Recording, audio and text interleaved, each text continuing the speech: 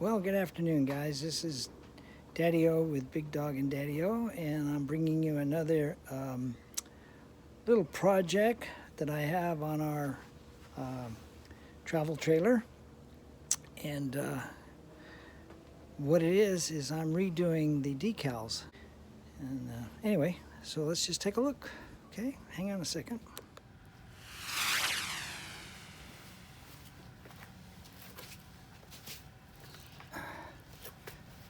Okay, another thing when you're taping, you can see this is pretty fun to see, like if you're get into the what you're trying to paint. Okay, so the blue pinstriping tape that they make, you lose that quality. You can still use it. You just have to be really sure that you're not crowding your line, you know. So I think the camera is picking, let's see if I can just turn a little bit. I think that's picking that up, okay? So now I'm not gonna do any more right now as far as taping. Oh, another thing, another little trick of the trade. These are called tag ends. See them? See them? Little tag ends. All right, always leave yourself a little extra at the end, so you're not right on top, you know, trying to scratch it up and you run the risk of maybe scratching your finish. Eh? Also, another trick of the trade, try your best to remember what tape you put down first and what tape you put down last, because when you take it off, you want to do that in reverse. You want to take the last off first and the first off last. The reason for that is so you don't accidentally pull and you're underneath some tape and you pull that tape up, it flips around and maybe gets into your finish with the sticky side, and now you're trying to pull that off, and because it's not cured, you pull a big, you know. You watch the white as I color sand. Now notice I'm not using quite as much water because I want to be a little more aggressive, but I'm not putting a whole lot more pressure. But you see what's happening here? See? It's actually taking some of the color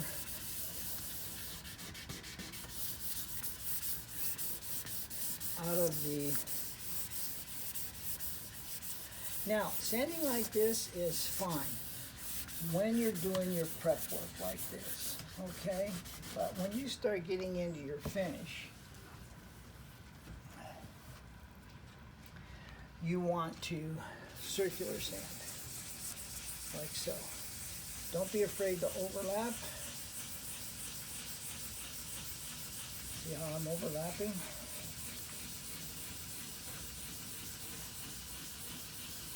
Okay. Now, let me get a paper towel here. Okay, now these are pretty good debits. I can take my fingernail and I can feel that. And this one here is, hear it? Hear it?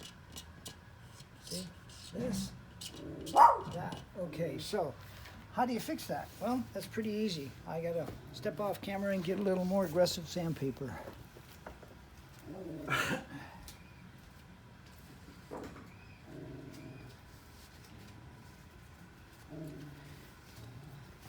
Now, when I say aggressive, I'm not talking about going out and getting 36 grit, okay? This is 120.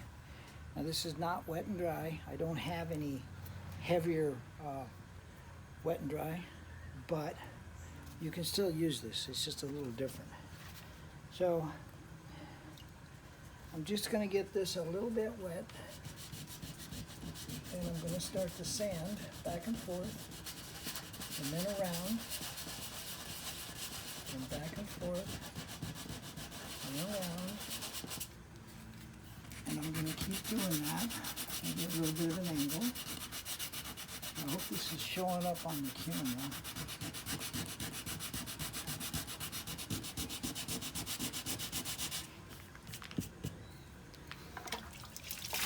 take your sponge, wring it out. You don't need it real wet. Okay, that's starting to come down. And you gotta be careful. Same thing here. Same thing here. We're going to take that edge off as much as possible. Okay.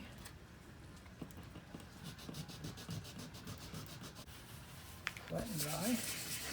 And we get rid of all those little scratches that 120 put into our surface. And go up here. Don't be afraid to get on your tape. Try not to press on it too much, and worst case scenario, if it gets too bad, you can always put another piece on, right?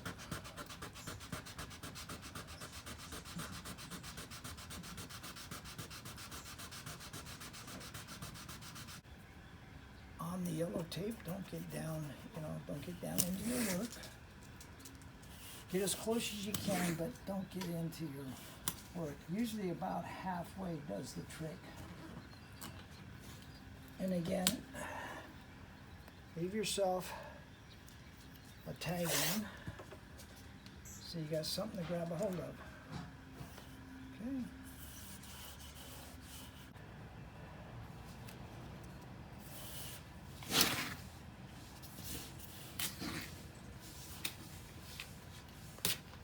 Okay, and we'll get a couple of pieces over here. And, it don't have to be pretty. It's not a, Christmas present or anything.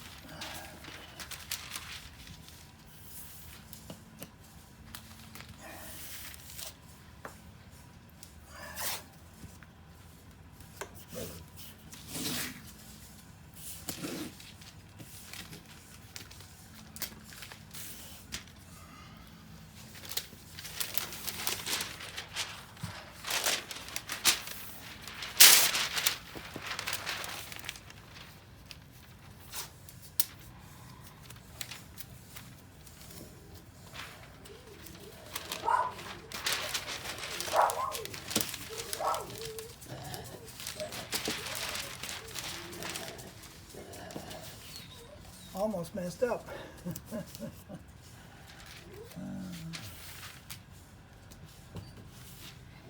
Well, at my age, I forget what day of the week it is, so. And what I had for breakfast. I'm going to put a little piece right there, just kind of hold that in place. Okay, then we'll get a.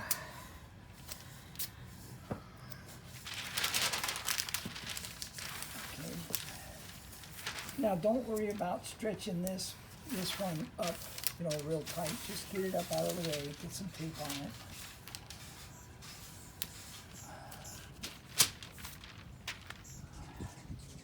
If it's starting to get a little windy like it is now, and you don't want your paper flying up, just get a couple little pieces and put it down there.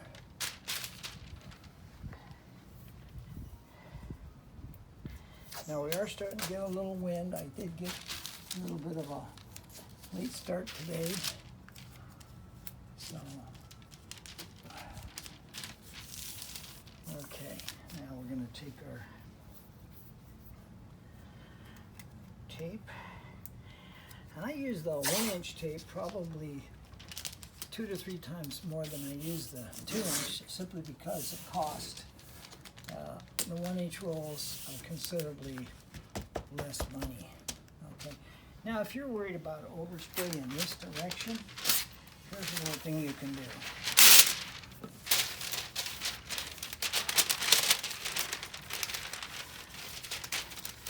Take your paper and give yourself a good edge. Put some tape.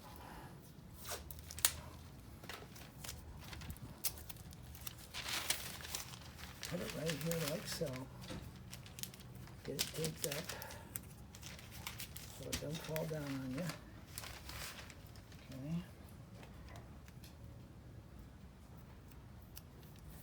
Take your 1-inch tape and just come right down over that like that, just like we've done in the past. Okay, maybe put some tape like that just to keep that out of the way. And you can do the same thing over here. Just take, doesn't have to be in half, and just give yourself an edge.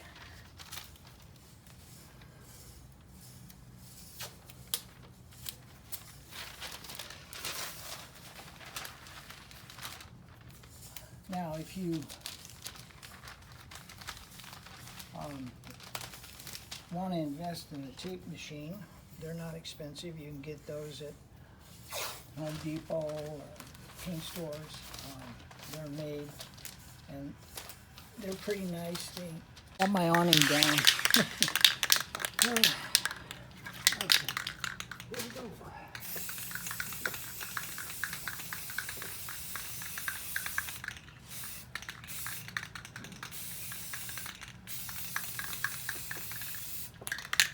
All right, you'll notice that I did go a little bit heavier that time.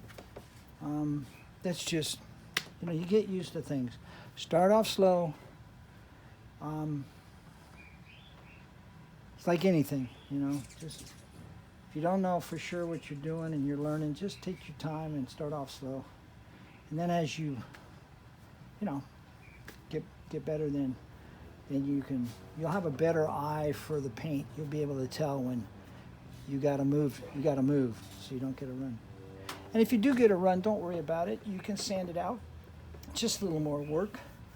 But it's not like you gotta, you know, get upset and quit. Just let it dry and sand it out. Usually on this kind of stuff, the runs aren't very big anyway. So.